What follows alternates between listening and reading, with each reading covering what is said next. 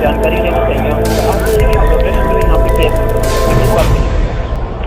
ये एनडीएमसी प्रशासन की भ्रष्ट नीतियों के खिलाफ हम लोग बैठे हैं और जितने हमारे कर्मचारी हैं हद से ज़्यादा परेशान हो चुके हैं, हद से ज़्यादा उनका शोषण हो चुका है, हद से ज़्यादा उनकी दुर्गति हो चुकी है। इसीलिए आज हम जंतर मंतर में बैठे हैं और रोड पे निकल आए हैं।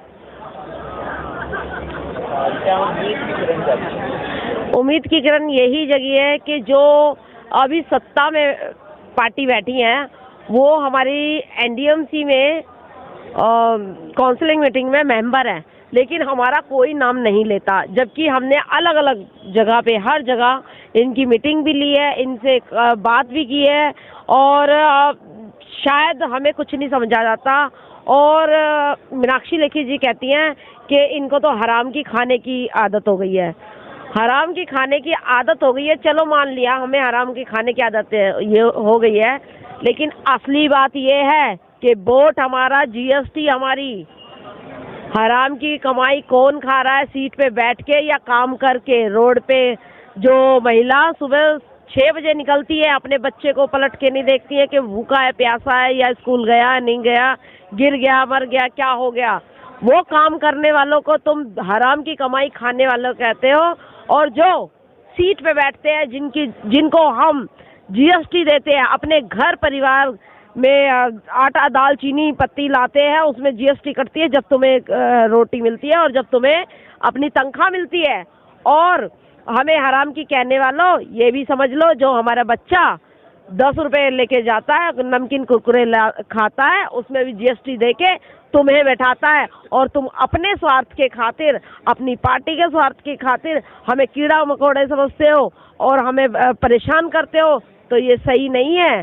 जब आज इलेक्शन टाइम है, हमें नौकरी की जरूरत होगी, तुम्हें वोटों की जरूरत होगी।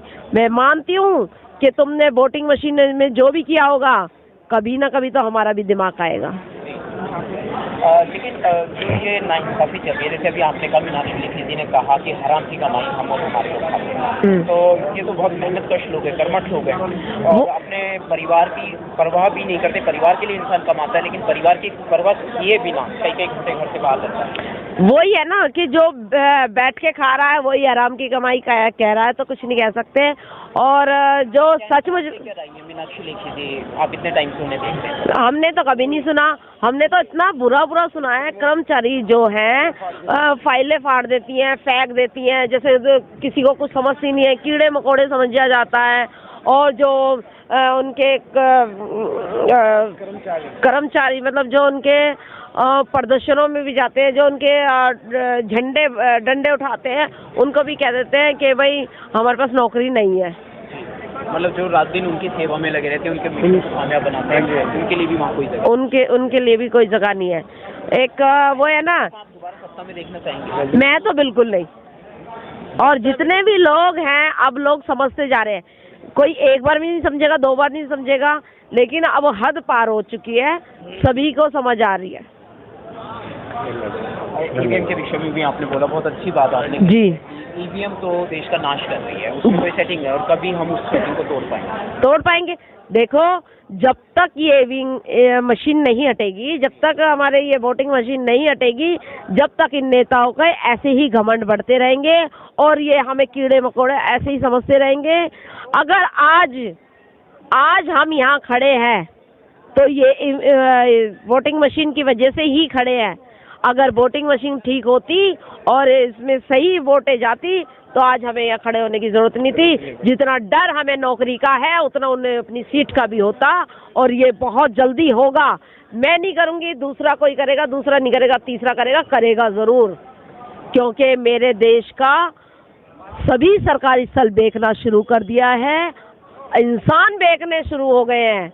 आज हम भारत में, आजाद भारत में बैठे हैं, लेकिन आजाद नहीं है, गुलाम है। हम डरते हैं, हर चीज से डरते हैं, हर वक्त डरते हैं। क्यों डरते हैं? एक सवाल हो, दलित मुस्लिम एकता मंच की जरूरत है देखिए? बिल्कुल है भाई। दलित क्या नहीं करता? अच्छा, इंसान सारे काम करता है दलित, हर चीज दलित करता है और दलित को ही पीछे कर दिया जाता है। मुस्लिम भाई कहते हैं कि मैडम आपको मुस्लिम से डर नहीं लगता, क्यों? मुस्लिम का घर परिवार नहीं है, कोई तो मजबूरी होगी, कोई तो बात होगी।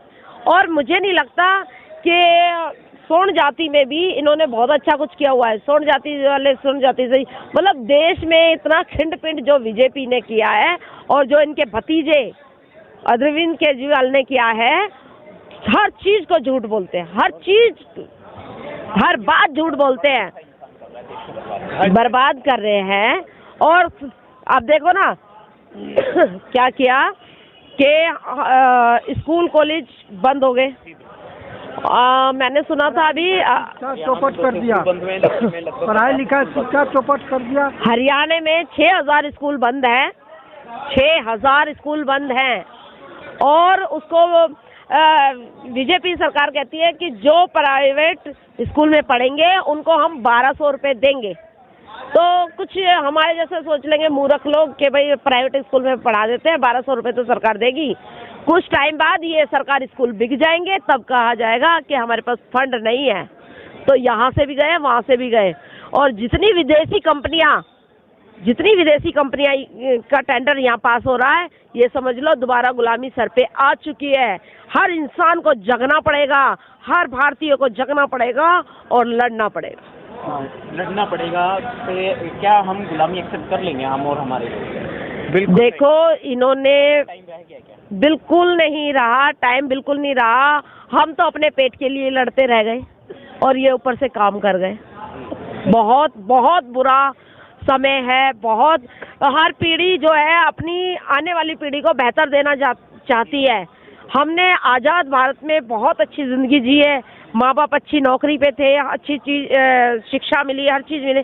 लेकिन हम अपने बच्चों को क्या देके जा रहे हैं? गुलामी।